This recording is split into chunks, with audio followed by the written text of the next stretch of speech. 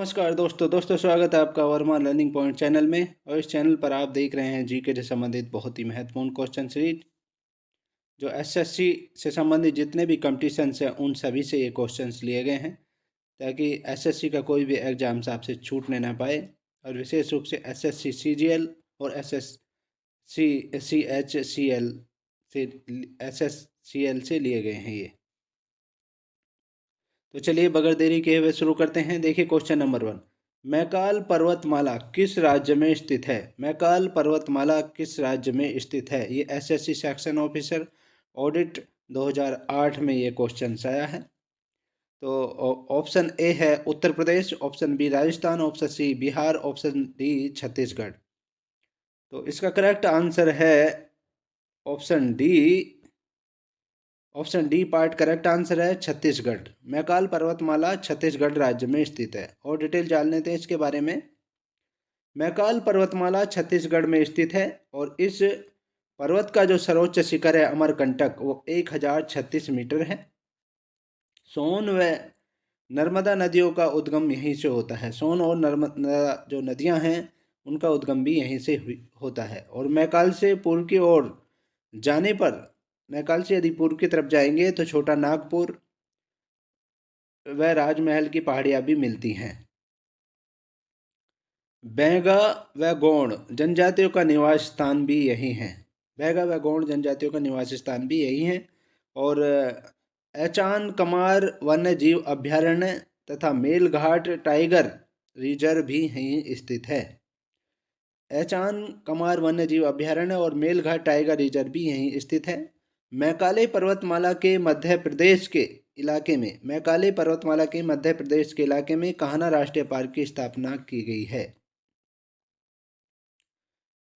Next question देखिए, भारतीय तटरेखा की लंबाई कितनी है? भारतीय तटरेखा की लंबाई कितनी है? ये एसएससी सीआईएसएफ एएसआई का एग्जाम हुआ था 2010 में, उसमें ये क्वेश्चन आया था।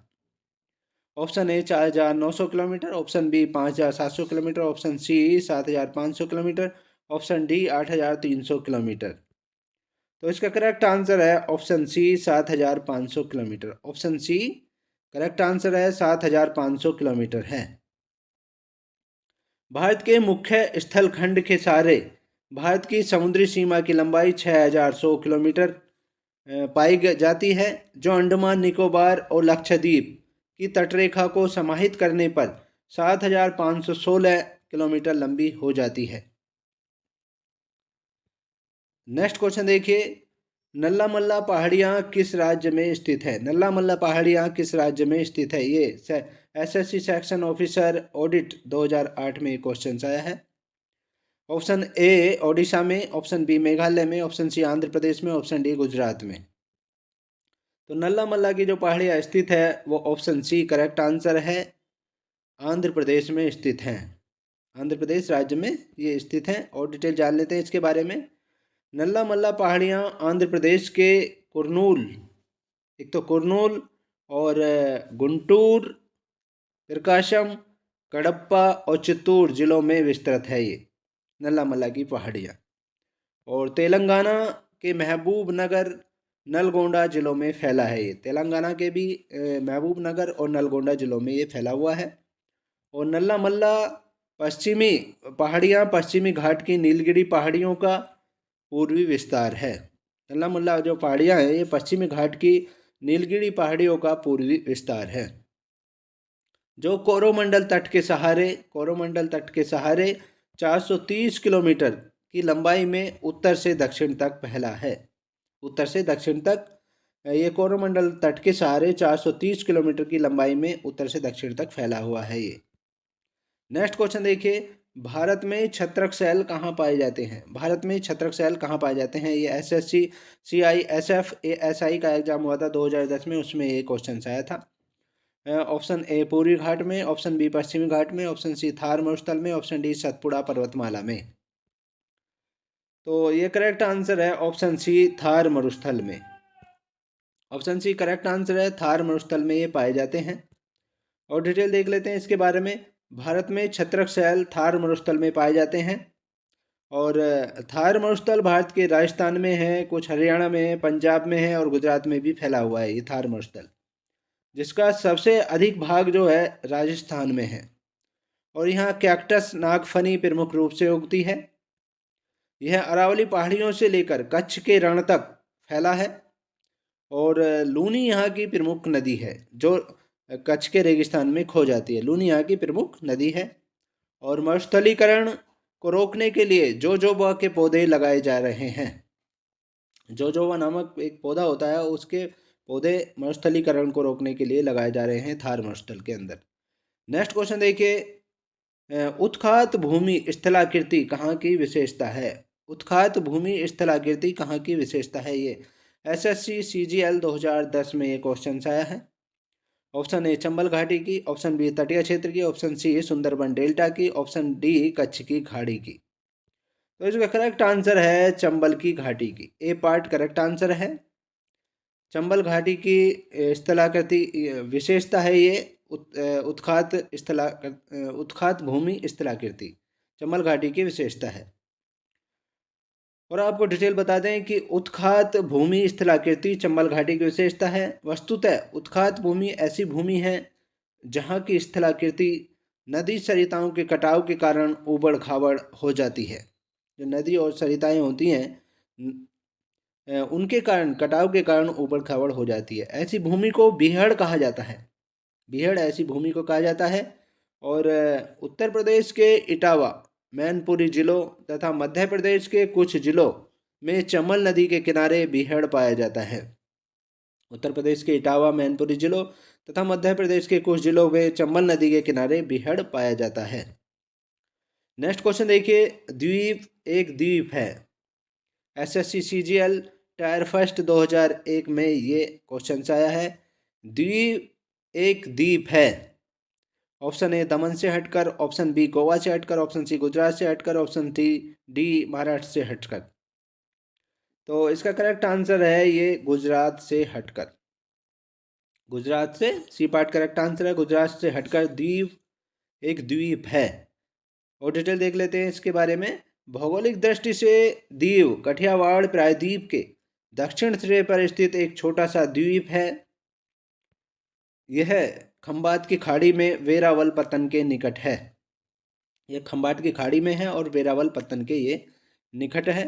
और कठियावाड़ प्रायद्वीप के दक्षिण सिरे पर एक छोटा सा द्वीप है ये। नेक्स्ट क्वेश्चन देखिए, निम्न में से किसको भारत की श्रीप राजधानी कहा जाता है? श्रीम्प राजधानी कहा जाता है किसको भारत की? एसएससी सीजीएल और टायर फर्स्ट 2011 में ये क्वेश्चन आया है। Option A Mangaluru, option B Nagapattinam, option C Kochi, option D Nellore. तो इसका करेक्ट आंसर है option D Nellore. D part इसका करेक्ट आंसर है। नेल्लूर को भारत की श्रीम्प राजधानी कहा जाता है। और डिटेल जान लेते हैं इसके बारे में। नेल्लूर शहर आंध्र प्रदेश में पेन्नूरू नदी के किनारे स्थित है, जिसे श्रीम्प की राजधानी कहा जाता है। श्रीम्प का मतलब है झींगा मछली की राजधानी इसको कहा जाता है। श्रीम्प से मतलब झींगा मछली से है, उसकी राजधानी इसको कहा जाता है। और ये आंध्र प्रदेश में पेन्नूरू नदी के किनारे स्थित है नेल्लूर शहर। और झींगा मछली की राजधानी क्यों कहा जाता है? क्योंकि इसका उत्पादन यहाँ सबसे अधिक होता है। और मत्स्यायन यहाँ की अर्थव्यवस्था के लिए प्रसिद्ध है। कृष्णापत्तनम बंदरगाह यहाँ स्थित है। कृष्णापत्तनम जो बंदरगाह है वो भी यहाँ पर स्थित है। नेक्स्ट क्वेश्चन देखिए, देशों के निम्नलिखित समूह में से किसके साथ अरुणाचल प्रदेश की साझी सीमाएं हैं? देशों के निम्नलिखित समूह में से किसके साथ अरुणाचल प्रदेश की साझी सीमाएं हैं? ये FCI असिस्टेंट ग्रेड सेकंड 2012 में ये क्वेश्चन आया है। ऑप्शन ए भूटान, बांग्लादेश और चीन की, ऑप्शन बी म्यांमार, बांग्लादेश और चीन की, ऑप्शन सी भूटान, चीन और म्यांमार की, ऑप्शन डी भूटान, बांग्लादेश और म्यांमार की। तो इसका करेक्ट आंसर है option C Bhutan. Option C Bhutan, चीन और म्यांमार की सीमाएं अरुणाचल प्रदेश के साथ साझा करती हैं। और डिटेल देख लेते हैं इसके बारे में। भूटान, चीन, म्यांमार के साथ अरुणाचल प्रदेश की सीमाएं मिलती हैं। और अरुणाचल प्रदेश की स्थापना जो हुई थी 20 फरवरी 1987 ईस्वी को हुई थी। इसकी राजधानी ईटानगर है और इस राज्य का जनघनत्व 17 है। इस राज्य का जनघनत्व जो है वो 17 है। यह असम और नागालैंड के साथ सीमा बनाता है। असम और नागालैंड के साथ यह सीमा बनाता है और लोहित यहाँ की प्रमुख नदी है। लोहित जो है यहाँ की प्रमुख नदी है और यहाँ टुंड्रा प्रकार की जलवायु पाई जाती है। टुंड्रा प्रकार की जलवायु यहाँ पर पाई जाती है। और आपको बता दें कि हार्नबिल पक्षी यहाँ का राजकीय पक्षी है और राज्य का जो पशु है वो ग्याल है। राजकीय पक्षी कौन सा? हार्नबिल पक्षी। और राजकीय पशु जो है ग्याल है। और यहाँ 2013 में प्रथम रेलवे लाइन पहुंची। 2013 में यहाँ पर प्रथम रेलवे लाइन का विस्तार किया गया था तथा रंगप्पा पहला रेलवे स्टेशन बना था। रंगप्पा पहला रेलवे स्टेशन बना था। तो इस क्वेश्चन से काफ़ी डिटेल से काफ़ी क्वेश्चंस निकल कर आ रहे हैं। नेक्स्ट क्वेश्चन देखिए, निम्नलिखित में से कौन सा राजस्थान का मरुस्थल या जिला नहीं है? निम्नलिखित में से कौन सा राजस्थान का मरुस्थल या जिला नहीं है? और ये एसएससी सीजीएल 1999 में ये क्वेश्चन आया है। Option A Kota, option B Barmer, option C Jaisalmer, option D Churu. तो इसका करेक्ट आंसर है option A Kota. Option A correct answer है। कोटा जो है राजस्थान का मरुस्थल या जिला नहीं है। मरुस्थलीय या जिला नहीं है। तो बाकी जो हैं ये बाड़मेर, जैसलमेर और चूरू ये मरुस्थलीय जिले हैं। कोटा राजस्थान का मरुस्थलीय जिला नहीं है और यह चंबल नदी के किनारे स्थित राजस्थान का तीसरा अधिक जनसंख्या वाला जिला है। नेक्स्ट क्वेश्चन देखिए, निम्नलिखित में से कौन सा केरल का तटवर्ती जिला है? निम्नलिखित में से कौन सा केरल का तटवर्ती जिला है? यह एसएससी सीजीएल 1999 में ये क्वेश्चन आया है। Option A Palghat, option B Wayanad, option C Kollam, option D Idukki. तो इसका करेक्ट आंसर है ऑप्शन सी कोल्लम। कोल्लम केरल का तटवर्ती जिला नहीं है, जिला है। और ये बाकी पालघाट, वयनाड ये तटवर्ती जिले नहीं हैं और ये कोल्लम तटवर्ती जिला है। और डिटेल देख लेते हैं इसके बारे में। कोल्लम केरल का तटवर्ती जिला है, जो केरल का सबसे पुराना बंदरगाह भी है कोल्लम। और लक्षद्वीप सागर यहीं पर स्थित है। लक्षद्वीप सागर जो है वो यहीं पर स्थित है। कोल्लम में ही अष्टमुड़ी झील स्थित है। अष्टमुड़ी झील भी कोल्लम में ही स्थित है। नेक्स्ट क्वेश्चन देखिए, निम्न हिमाचल और किसके बीच में स्थित लंबवत घाटी को दून के नाम से जाना जाता है? निम्न हिमाचल और किसके बीच में स्थित लंबवत घाटी को दून के नाम से जाना जाता है? ये एसएससी सीजीएल 2017 में ये क्वेश्चन आया है। Option A Himadri, option B Himachal, option C Shivalik, option D Tibet. तो इसका करेक्ट आंसर है option C. Option C correct answer है शिवालिक। निम्न हिमाचल और शिवालिक के बीच में स्थित लंबवत घाटी को दून के नाम से जाना जाता है। और डिटेल देख लेते हैं इसके बारे में। निम्न हिमालय के दक्षिणी ढाल तथा शिवालिक श्रेणी की उत्तरी ढाल के मध्य में अनेक चौरस तल वाली लंबवत घाटियां हैं। अनेक चौरस तल वाली लंबवत घाटियां हैं इसके मध्य में, निम्न हिमालय के दक्षिणी ढाल और शिवालिक श्रेणी के उत्तरी ढाल के मध्य में।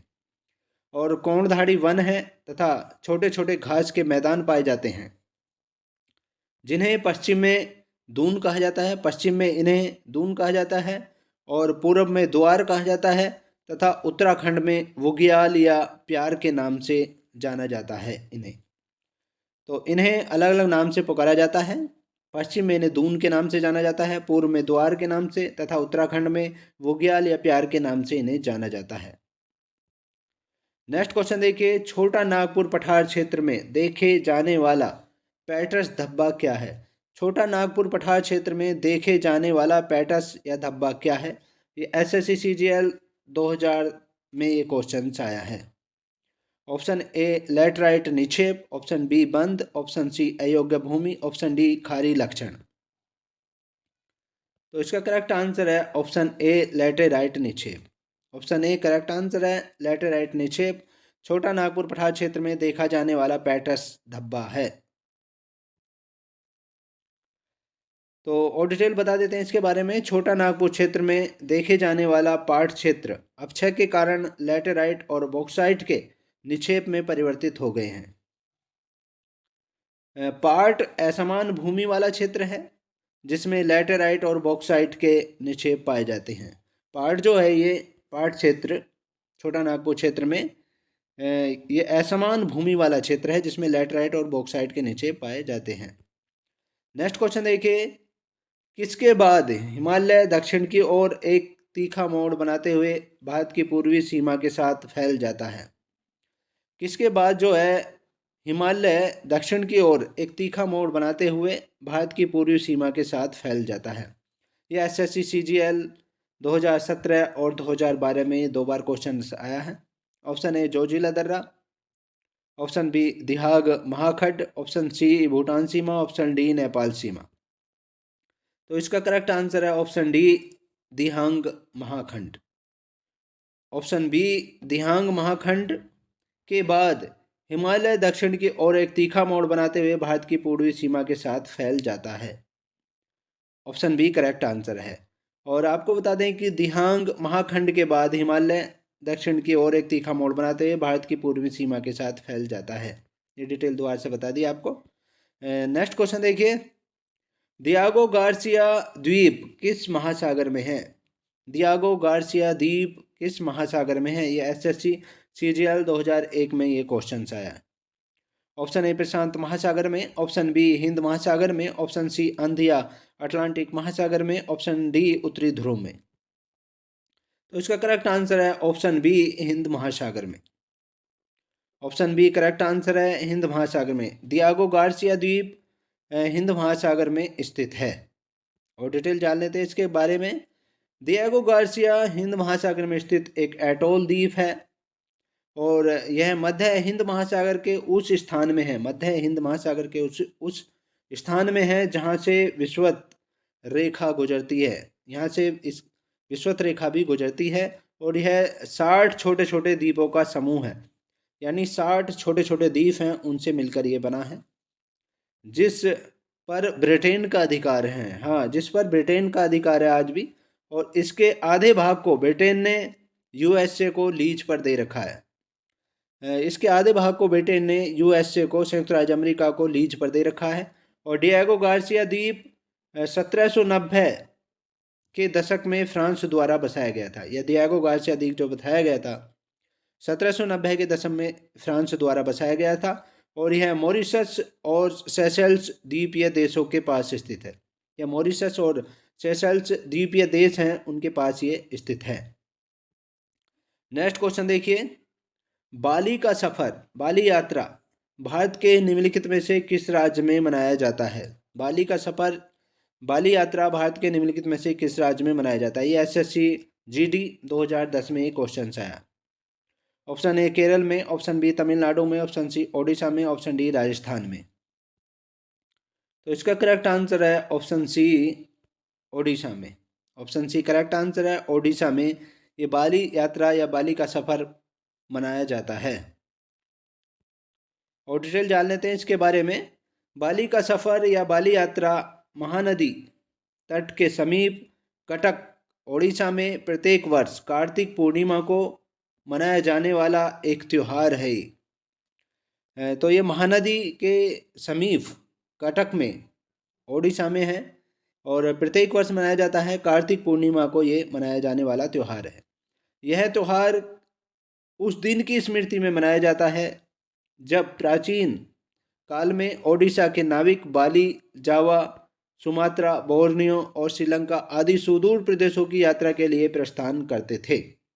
तो यह त्यौहार जो है उस दिन की स्मृति में मनाया जाता है जब प्राचीन काल में ओडिशा के नाविक जो थे बाली, जावा, सुमात्रा, बोर्नियो और श्रीलंका आदि सुदूर प्रदेशों की यात्रा के लिए प्रस्थान करते थे। यह उत्कल या ओडिशा के नौ वाणिज्य का स्वर्णिम स्मारक है। नौ वाणिज्य का स्वर्णिम स्मारक है ये उत्कल या ओडिशा के।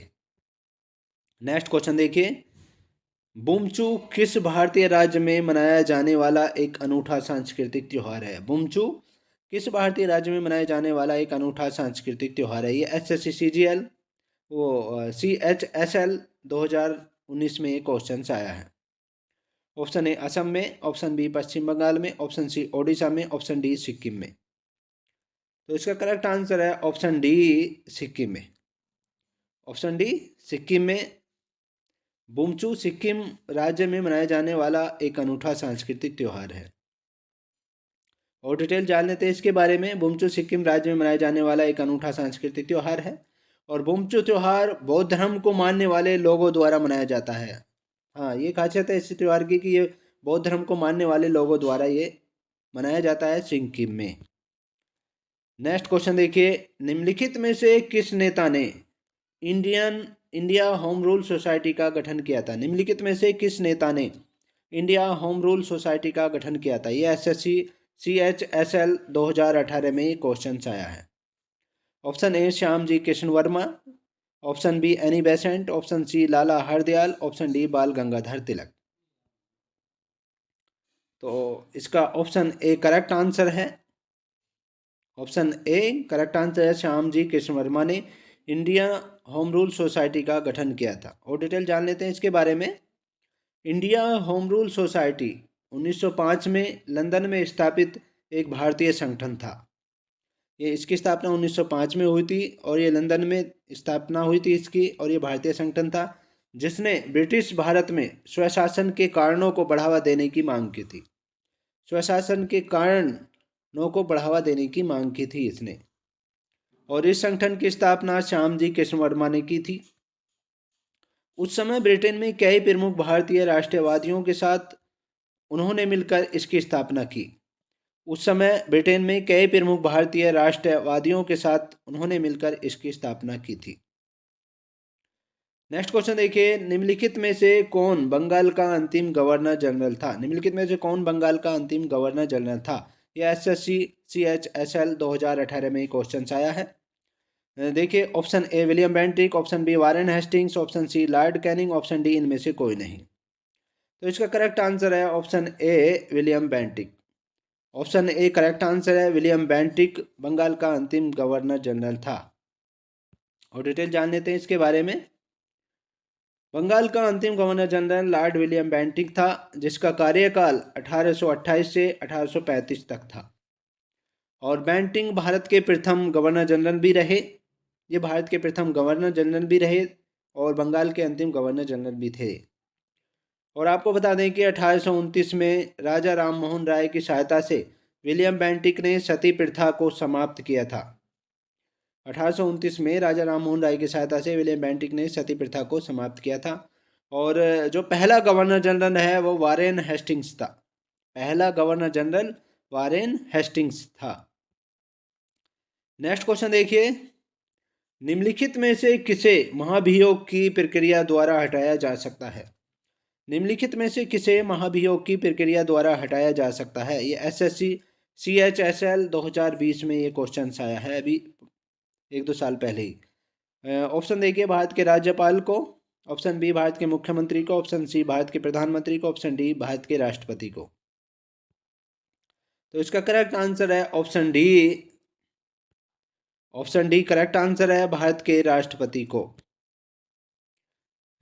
महाभियोग द्वारा हटाया जा सकता है। और डिटेल जान लेते हैं इसके बारे में। भारतीय संविधान के अनुच्छेद 52 से लेकर 62 तक राष्ट्रपति से संबंधित हैं। संविधान के अनुच्छेद 52 से लेकर 62 तक राष्ट्रपति से संबंधित हैं। और भारतीय संविधान का अनुच्छेद 61 में बताया गया है कि संविधान के उल्लंघन के एवज में महाभियोग की प्रक्रिया द्वारा पारित वैध आरोप पर भारत के राष्ट्रपति को पद मुक्त करने का प्रावधान है। तो 61 में, अनुच्छेद 61 में ये बताया गया है कि यदि संविधान का उल्लंघन होता है तो उसमें महाभियोग की प्रक्रिया द्वारा यदि वैध आरोप होता है, यानी आरोप साबित होता है, तो भारत के राष्ट्रपति को पद मुक्त करने का प्रावधान है। नेक्स्ट क्वेश्चन देखिए, विधान परिषद में कितने सदस्य को राज्यपाल द्वारा मनोनीत किया जाता है?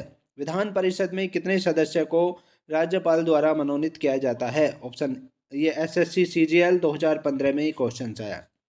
ऑप्शन ए 12 को, ऑप्शन बी 6 को, ऑप्शन सी विधान परिषद के कुल सदस्यों का 1/6 भाग, ऑप्शन डी विधान परिषद के कुल सदस्यों का 1/12 भाग। तो इसका करेक्ट आंसर है option C. Option C correct answer है। विधान परिषद के कुल सदस्यों का 1/6 भाग राज्यपाल द्वारा मनोनीत किए जा सकते हैं। और डिटेल जान लेते हैं इसके बारे में। विधान परिषद के कुल सदस्य का 1/6 भाग सदस्य, यानी यदि 60 हैं तो उनमें से 1/6 भाग यानी 10 सदस्यों को राज्यपाल द्वारा मनोनीत किए जाते हैं वो विधान परिषद के सदस्य के रूप में। और जिन्हें कहाँ से चुना जाता है? साहित्य, विज्ञान, कला, सहकारी आंदोलन और सामाजिक सेवा के क्षेत्र से वो चुने जाते हैं। दोबारा से सुनिए, कहाँ से चुने जाते हैं? साहित्य से, साहित्य के क्षेत्र से, विज्ञान के क्षेत्र से, कला के क्षेत्र से, सहकारी आंदोलन के क्षेत्र से और सामाजिक सेवा के क्षेत्र से वो चुने जाते हैं। तो ये थे जीके से संबंधित महत्वपूर्ण क्वेश्चंस। नेक्स्ट वीडियो में आपसे फिर मिलते हैं, तब तक के लिए बाय। जय हिंद दोस्तों।